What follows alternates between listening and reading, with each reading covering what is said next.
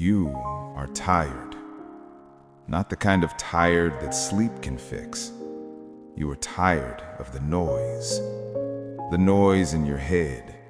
The noise on your screen. The noise of 1,000 gurus telling you how to live. They told you to find your purpose. They told you to grind until your eyes bleed. They promised you a kingdom. But look around. You are still in the same room, with the same doubts, facing the same mirror. Do you want to know why? Because you are trying to escape a prison by reading the Warden's Handbook. Self-help is the biggest lie of the 21st century. It doesn't help you grow. It helps you tolerate your slavery. It gives you a better pillow, so you don't notice the bars of your cage. Every American child is told the same lie. You are special. You are a protagonist. The world is waiting for your greatness.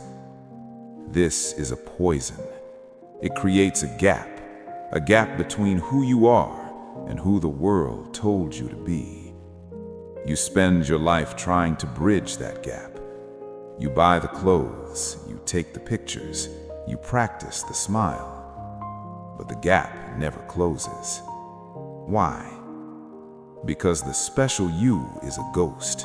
It doesn't exist. You have been taught to hate your ordinary self. You hate the part of you that is tired, the part that is scared, the part that just wants to sit in the dark and breathe. You call it weakness. I call it reality. The industry of improvement feeds on your self-hatred. If you liked yourself, they would go bankrupt. They need you to feel incomplete. They need you to feel like a project that is never finished. You are not a project. You are a human being, and you are allowed to stop. Look at your to-do list. It is a death warrant for your soul. We live in a society that measures worth by output. How much did you produce? How much did you earn? How many people saw your success? In America, if you are not hustling, you are dying. This is the religion of the machine. The machine doesn't care about your peace. The machine doesn't care about your dreams. It only cares about your utility. Look at Mike Tyson, the baddest man on the planet. He had the mansions, the tigers, and the heavy gold chains. He had the world trembling at his feet. But inside, he was a terrified little boy. He spent $300 million trying to outrun his own shadow. He won every fight in the ring, but he was losing the war at home. He proved that you can conquer the world and still be a prisoner of your own rage. Success didn't cure him. It just gave his demons a bigger stage to dance on. You have turned yourself into a product.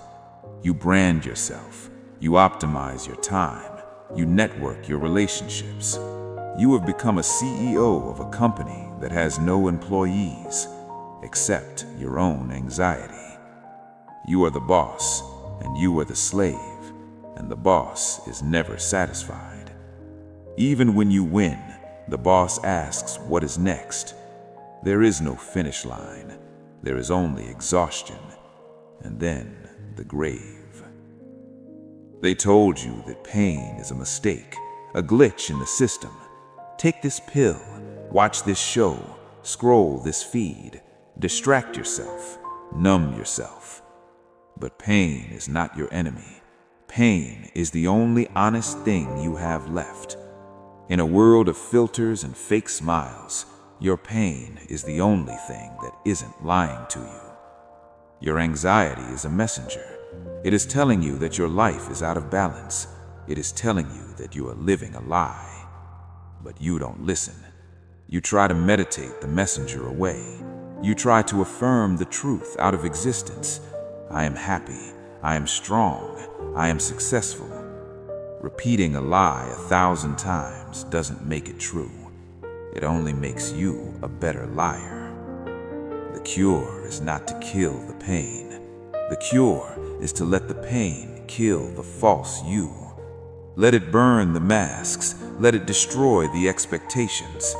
Only when you are reduced to ashes can you see who you really are. And usually, who you really are has nothing to do with what you own. The American dream is a coma. It is a hallucination shared by 300 million people. We are chasing houses we can't afford to impress neighbors we don't like. We are sacrificing our present for a future that may never come. And even if it comes, you will be too old to enjoy it, too broken to feel it. You have been sold a version of life that is essentially a transaction. Trade your time for money. Trade your money for status. Trade your status for a bigger cage. When does it end? It ends when you realize that you don't owe the world anything. You don't owe them your success. You don't owe them your smile. You don't owe them your sanity. The most rebellious thing you can do is to be perfectly content with having nothing, to be okay with being a nobody, because a nobody is the only one who is truly free. A nobody doesn't have a brand to protect. A nobody doesn't have an audience to please. A nobody can finally breathe. Modern society is a factory of desire. It manufactures lacks.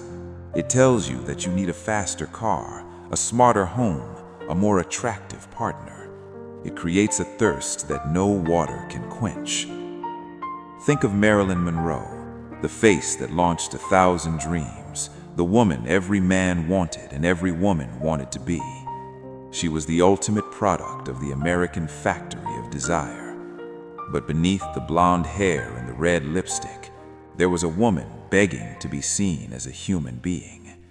She had the fame, she had the diamonds, she had the cameras, but she died alone, clutching a telephone. She was a goddess to the world, but a stranger to herself.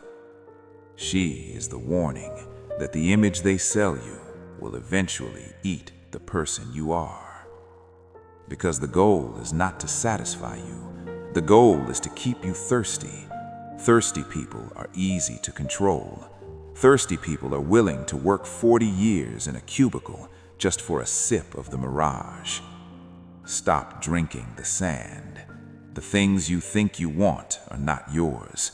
They were implanted in your brain by marketing departments, by influencers who are as miserable as you are, by a culture that fears silence. Because in silence, the truth emerges. And the truth is that you are enough as you are. Without the degree, without the six-figure salary, without the followers. But that truth is dangerous. If you believe it, the economy collapses. If you believe it, the hierarchy dissolves. So they keep you busy. They keep you distracted. They keep you in competition with your shadow. They tell you that life is a race, but a race has a finish line. This is a treadmill. You are running faster and faster, and you are still in the same place. The air is thin, the light is artificial, and your heart is pounding for no reason. Get off the machine. It will be terrifying at first. The silence will be deafening. The emptiness will feel like a void. But that void is where your soul lives. We are terrified of being alone with our thoughts. That is why we need the podcast, the music, the background noise, anything to drown out the internal whisper. The whisper that says, "This is not it. This is not what life was supposed to be." You are an animal, a creature of the earth. You were meant to see the stars, to feel the soil, to experience the raw reality of existence. Instead, you are a data point, a consumer, a battery for a system that doesn't know your name. You are worried about your credit score while your life is leaking out of you, second by second, hour by hour. You have more in common with a prisoner than a free man. A prisoner knows he is in a cage. You think you are free because the cage is the size of a continent. But the limits are still there. The debt is the chain. The social expectation is the wall. The fear of being judged is the guard. Break the chain. Climb the wall. Spit in the guard's face. How? By refusing to play the game. By choosing a path that makes no sense to them. By being irrational. By being slow in a world of speed. By being silent in a world of noise. The world will try to pull you back. Your family will ask if you are okay. Your friends will think you are failing. The system will try to shame you. But their shame is a badge of honor. It means you are no longer a gear in their machine. It means you have become a person, and a person is unpredictable. A person is dangerous. A person cannot be sold. We are living in an era of fake depth. People quote philosophers they haven't read. They post about stoicism from their luxury apartments. They talk about detachment while checking their views every 5 minutes.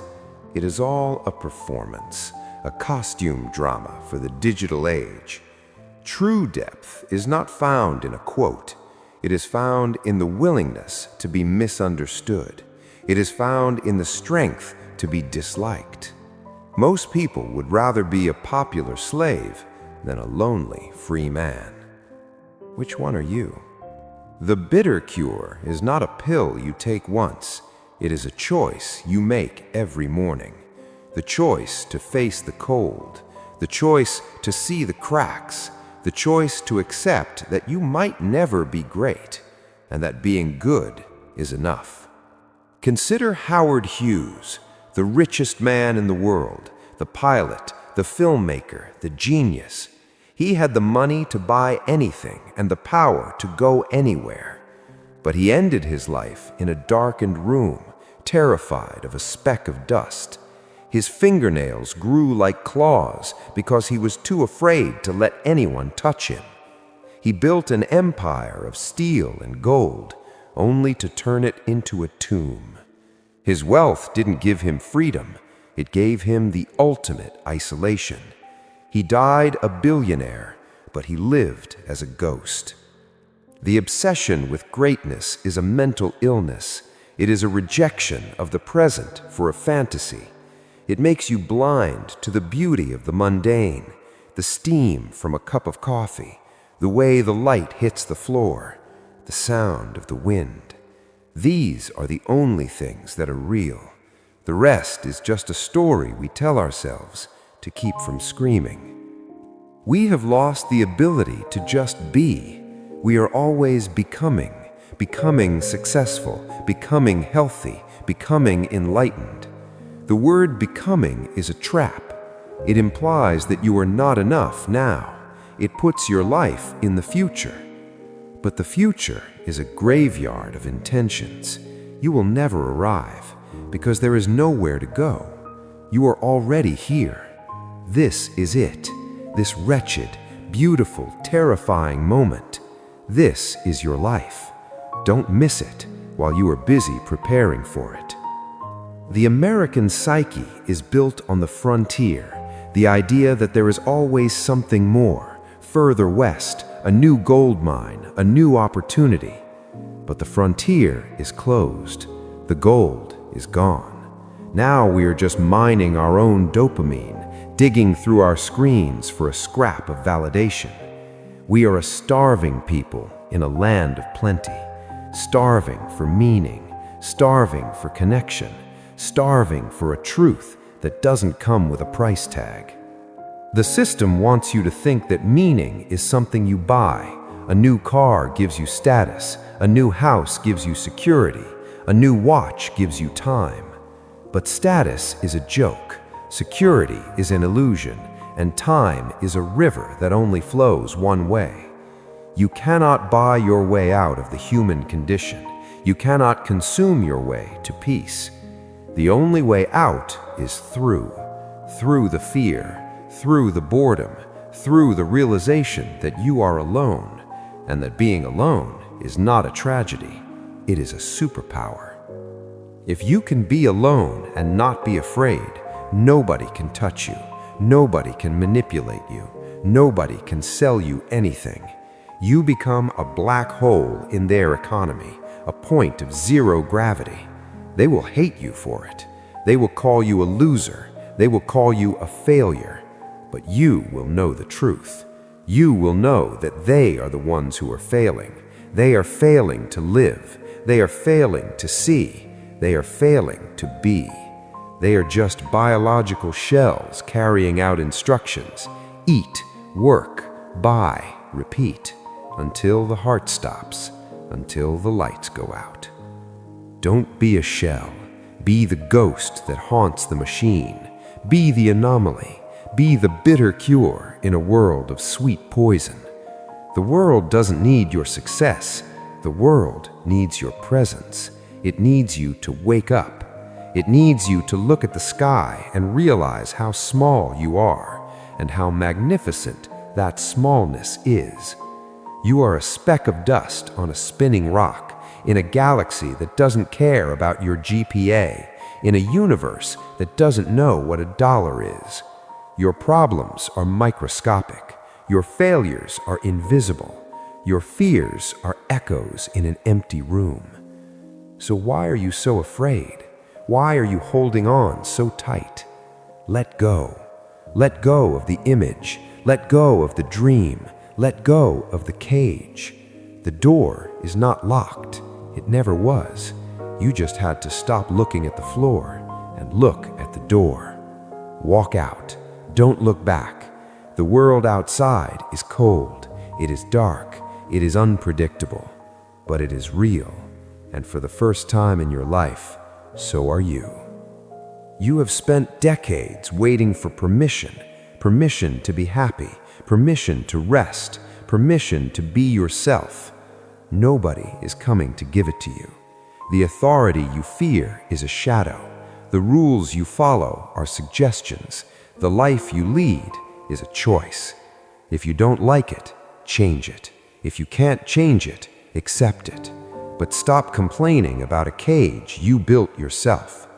The bitterest truth is that you are your own warden. You are the one holding the whip. You are the one shouting the orders. Forgive yourself, fire yourself, and finally, for the first time, go home. Not to a house, not to a family, but to the silence inside you, where the truth has been waiting for you all along. The noise is over. The screen is dark. The rain has stopped. Now what? Nothing. Just breathe. Just be. That is the cure. That is the only thing that matters. Everything else is just decoration. Welcome to reality. It's not what they promised, but it's yours. And that is more than enough. It is everything. This is the end of the script, but it is the beginning of you. Don't waste it. Don't go back to sleep. The sun is coming up, and for the first time, you are actually awake.